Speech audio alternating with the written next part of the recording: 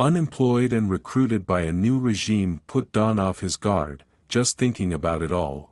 No matter where Don landed on God's green earth, he always made sure he kept knowledge of his whereabouts intact. Stepping out of his collegiate flat heading to the property's adjacent lower garage, Don was ambushed by a huge black SUV. The driver's window rolled down and it was Italian Gino, local owner of Club Avalon. Don and his part-time party promoter, music producer cousin C. Black just cleared $10,000 apiece last night off Gino's door. Gino said, "Hey, Don, meet me at the club later on and let's have a sit down. By the way, I would ask for some of that money back you and your cousin made last night off my door, but I have a better plan. Your cousin is out." The black SUV reversed and disappeared to Franklin Street, the main drag. Don felt pressure many of times like Gino. He took it like a breeze, put the key in his black old-school Lincoln Continental and phoned his cousin C. Black. "Gino just rolled up on me at my pad talking about a sit-down tonight," Don uttered. "Let's do it." C. Black responded, ready to make another bag of cash off Gino's door. Don told C. Black that the Italians wanted him out the club business for good, at least at their lavish hole in the wall. C. Black wasn't trying to hear what Don just told him and he began to create a verbal wall between them both. Don told C. Black, it still would be a golden ticket if he played the back and he would still kick him his share of the door money. C. Black wasn't agreeing with Don's adjustment and felt the Italians turn Don against him over $1. Don felt the cold silence coming from the other end of the phone, so he smoothed the conversation out with tabling it for a later date to discuss. C. Black hung up the phone pissed off because he was a floating part-time promoter from venue to venue and Don had struck gold with Club Avalon, an upscale nightclub in the heart of one of America's top college partying city. Each weekend Don and C. Black made $10,000 a night without a celebrity appearance or following present. The UNC basketball team stars was more than enough to bring out the surrounding cities and the who's who of the cities from afar. On the other hand, the Italians didn't know a lick about club and party promoting. Don always stood out in a briar patch. He negotiated trying his hand at the door once he saw the Italians purchasing the club from some desperate local lawyer in need of cash fast to support his gambling habit. Don called C. Black and the night began with them walking around the club sipping tequilas through tiny red straws, planning and plotting what championship night would be and look like. Before you knew it, C. Black was doing what he do best. The big crispy black 315-pound bully from the Bronx was controlling the scene, shouting, paying customers to the left, VIP paying people to the right, and pretty women in the middle, and only if you're pretty. The Italians were against ball caps and shades being worn in their nightclub. C. Black didn't give a damn. He was on the stage and nothing stops his show. "Let's go, people," C. Black shouted, whispering to several clients. "It's $250 tonight, oh yeah, and I got you a bottle." Wheeling and dealing, it was a straight zoo of chaos. Don had his baby cousin I.M.S. collected the cash through the service window as he stamped each paid patron's fist, paid. And just like that, money was made faster than lightning, as Don would watch each sale be made in present time. On the other side of the line, the Italians couldn't keep up with the crowds of people be allowed into the club. C. Black had 3 lines going while the Italians stood on being professional and having people searched. While Don, C. Black and I.M.S. ran a full court zone. The Italians were unorganized and couldn't watch the door and their bar sales simultaneously, so they approached C. Black and yelled out, "We are shutting it down." C. Black felt the sting of embarrassment rising and he turned to the crowd and yelled out, "Have your money straight and my cousin will stamp your hand. Let's go." C. Black made it clear to the Italians that all of the party-goers were his people. He didn't care where they were from, and he agreed with himself that they came out to this unknown club because of his word and name on the street. Durham were 75 deep alone. So C. Black showed his ass and the Italians' faces were redder than the stripes on a peppermint. Just like C. Black knew they would, the Italians backed down and left to tend to their unmanageable cash bar. Don arrived at 6 o'clock at the sit-down. Present was Gino, Sammy, and his uncle Paulie. Don had cut to the chase because he already knew how the Italians felt about C. Black. So he agreed to do one more party taking care of the door, but of course this time the Italians wanted C. Black's cut. Don's mind went back to the phone conversation C. Black and him had about adjusting to the Italians' plans. Don was loyal as they come, yet slicker than oil. Quickly on his feet, Don agreed, shook hands and got out of Club Avalon fast. The play was set for Iceman to skim off the top of the bag and make 3 cuts, making it appear to be his 2. Ego got the best of C. Black, so Don gave Iceman a bonus and the Italians their cut and came up with an idea to have all of the upcoming and existing competition all on one stage. Video. Don thought aloud to himself. With C. Black out the club, and new radio host party promoters hearing about the mints of cash C. Black was making at Club Avalon, the playing field opened wide up, and the Italians were happy to accept any new offer that would line their pockets with free cash. They also wanted to bring in C. Black's rivals and enemies, as Get Back. Over the next several months Don Video recorded every local big name and popular party goer in the state.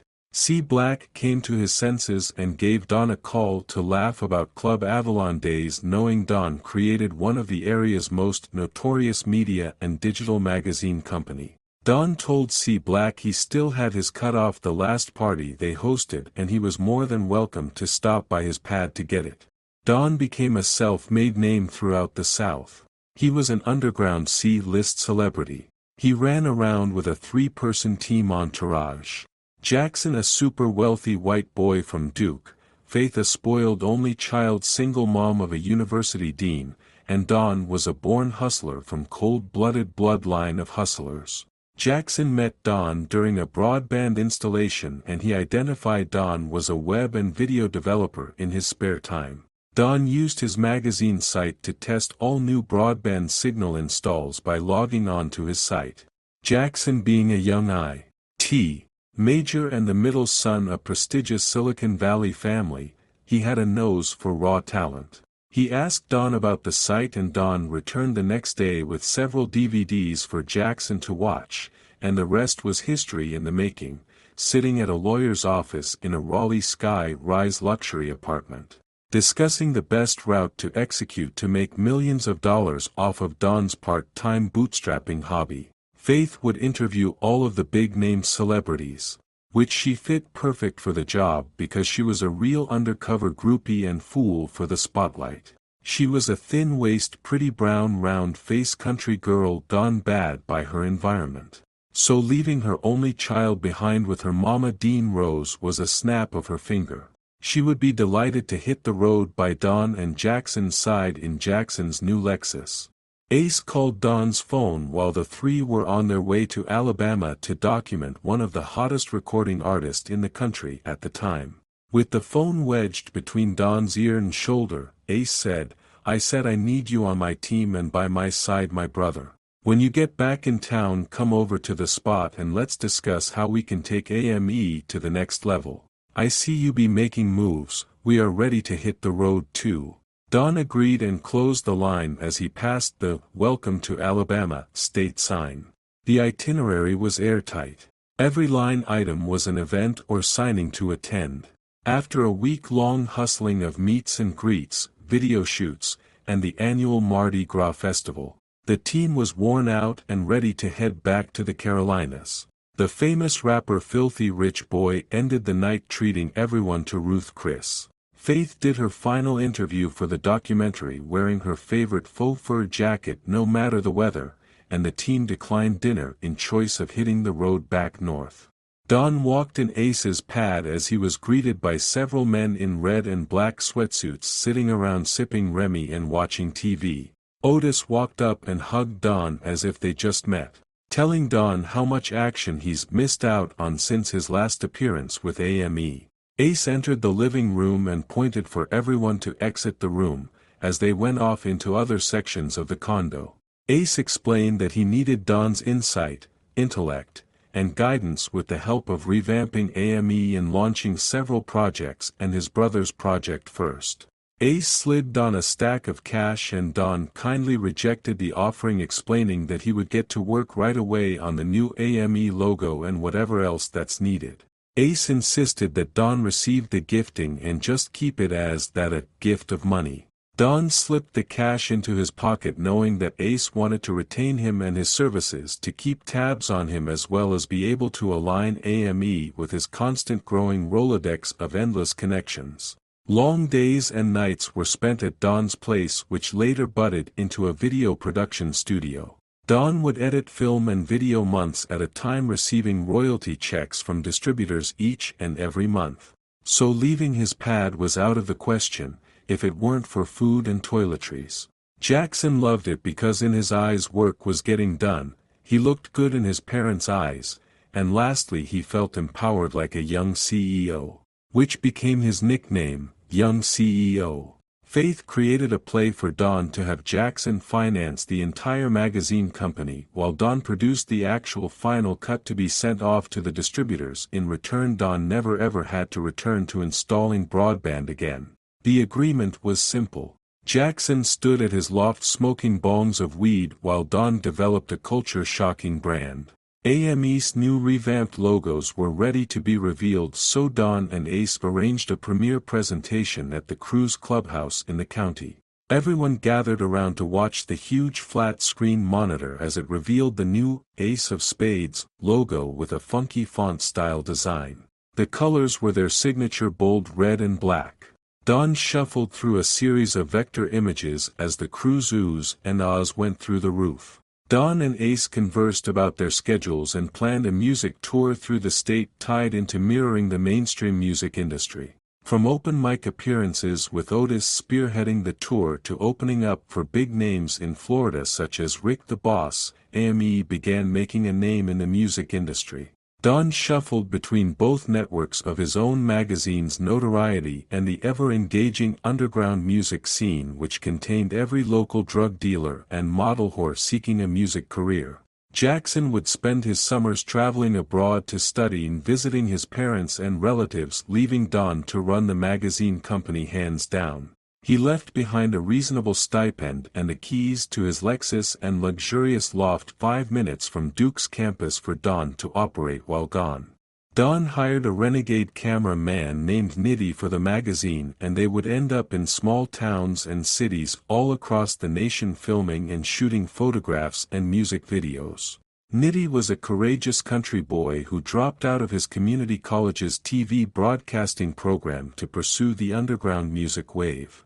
He was all about bluegrass marketing, rolling blunts, and engaging in underhanded deals with underground artists breaking into the industry. It appeared to be a perfect match on the road. Nitty would take the wheel and drive across state lines with a mouth full of rolled-up marijuana, puffing through the daytime Interstate 20 traffic, zipping to designated music studios. Nitty and Don have been in many danger zones and hell-bound situations, sleeping in strangers' homes, waking up with guns placed to their heads for misunderstandings for their presence all over, waiting on the client to bring their payment to be featured in the magazine. A blunt and a magazine feature would ease the tense situations, as the two always came out on top. One time they received a gift recording at a local strip club.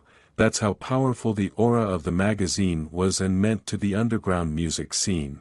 A lovely mixed Latin doll decided to jump in the back seat of the Lexus and travel back on a road trip with the both of them to the Carolinas. Ace called. When the phone displayed that name and number, it meant big money was on the line, which started developing into music consultation discussions, and finally Don became Ace's personal advisor. Ace didn't know how seasoned Don was with the streets. He just received his notion that Don was someone special to him out of the norm. Their friendship grew at an enormous rate, full of trust. Don never thought that Ace might have been scared to be alone with the lifestyle he lived. There were several telltale signs Ace could have been in the streets over his head. Don closed the line and steered into the night with Nitty and a gorgeous gift from the Bayou State. To be continued.